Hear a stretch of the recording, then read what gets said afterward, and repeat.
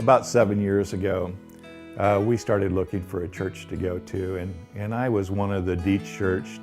I had had a bad church experience and had stopped going to church for quite a while, and we were looking for a church where I could just sit in the back and not do anything but worship.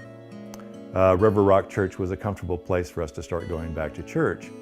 A couple of years later, Kelly preached a sermon on the parable of the talents, where the owner, the master, had given people bags of silver and asked them to invest it, and two of them did well and one of them didn't.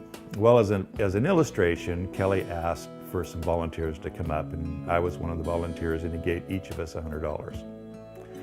And he said, now I want you to go out and invest this into the kingdom and come back and report to us what's going on.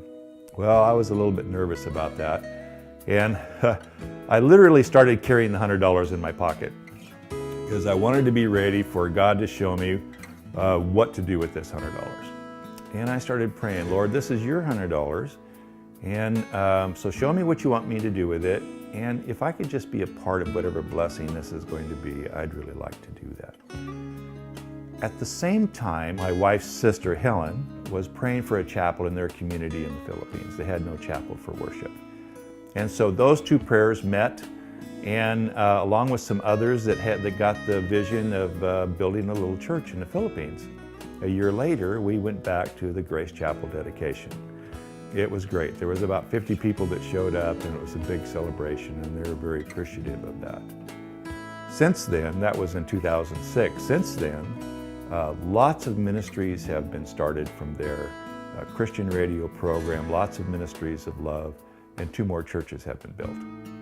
In fact, one just recently, just about 4 months ago, and it's doing very well. Those 3 churches, the youth groups meet together, the churches meet together for worship. Just recently we had 17 baptisms out at the coast in the ocean, and so it's become a real blessing. That prayer that I had to, Lord, let me be a part of the blessing, that's been fulfilled over the past years. And it's even being fulfilled better now because in May I retire.